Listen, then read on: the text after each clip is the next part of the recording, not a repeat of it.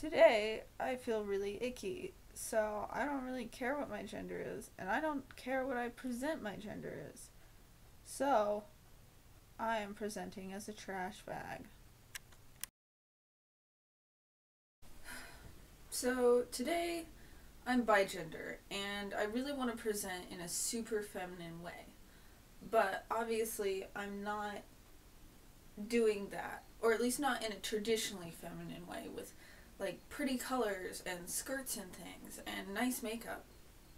And the reason for this is that there's a lot of other things going on right now.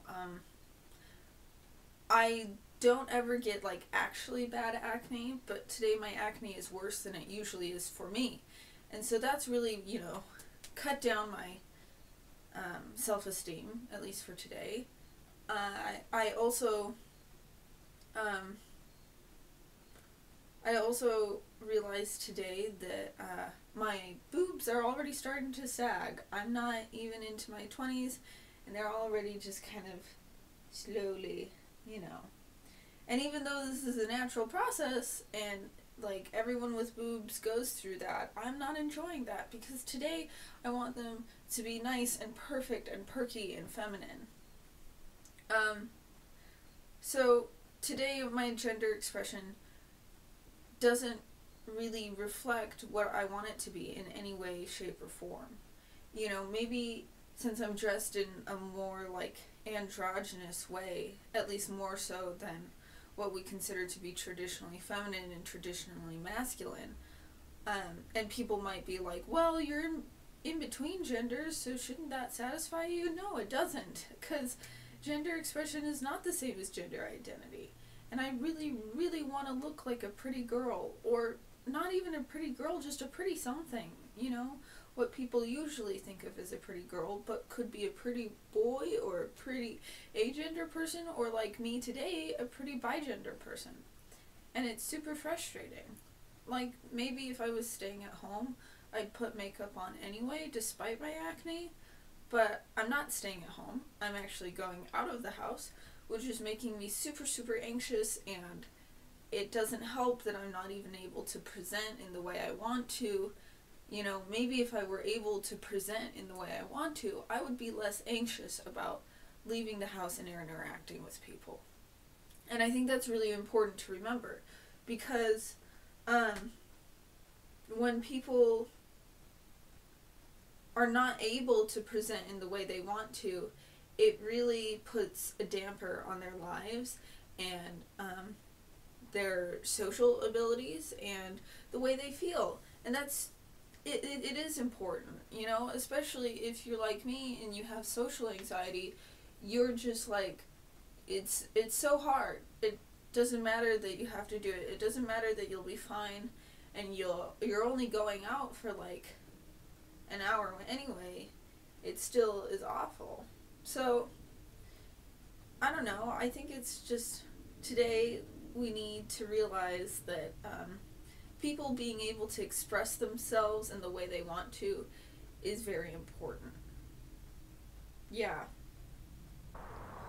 So, my desire to present as feminine, to express myself in a feminine way, has continued.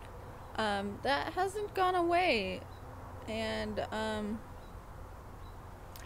I think because I haven't been able to adequately express myself to the extent I want to yet. Like, yesterday and the day before, I felt really crappy, and I just wore shitty stuff that didn't make me feel pretty. And today, I had work, so I didn't really get to dress how I wanted to, but I was able to at least do a tiny bit of makeup and put some clips in my hair. So that kind of helped, because, well, gender expression and gender presentation aren't all just about the clothes. They're about any other part of your appearance. But, yeah, it really is a lot of appearance. A lot of what other people think of your appearance. Presenting in a feminine way doesn't mean I'm presenting because I feel feminine, because I feel like a female. It means presenting in a way that other people perceive as feminine. Through this feminine streak of mine where I've been wanting to dress up super cute and girly and pretty and colorful, I haven't actually felt like a girl at all. That's kind of interesting.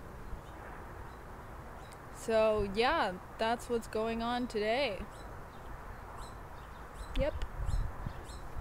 So it's really late at night and I'm about to go to bed, and normally I don't make videos this late because the lighting is bad, but I felt like I really needed to make this video in particular.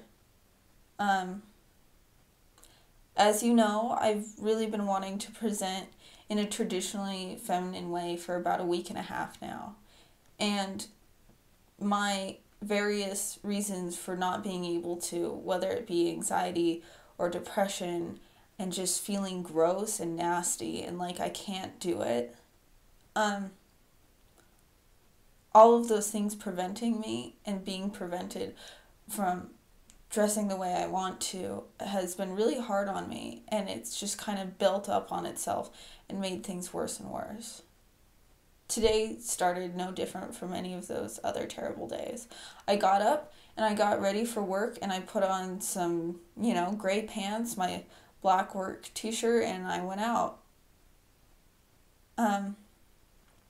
But obviously things changed. I'm not in my work outfit anymore. My mom and I happened to go back to school shopping, and we found this dress, which I think fits really well, and it's super comfy, which is even more important. And it just felt so good to wear something so traditionally feminine again, because I've hardly been doing that at all this summer. And so I immediately put on some cute shoes, and I went out of the house to go hang out with friends, and it felt great. I instantly felt better, and I feel better, and my mood is just so much more improved, and I feel confident in who I am, and I feel confident in my gender. I talked before about how important it is to be able to present your gender in the way you feel you need to. And this definitely becomes a problem when that presentation is more feminine. Because our society is so integrated with misogyny, even the most aware people have it internalized deep down, and it's pretty much impossible to escape. Even non-binary folks like us who feel like we've been able to escape gender norms and defy them and be total gender rebels, even we have expectations that we so often default to conforming to.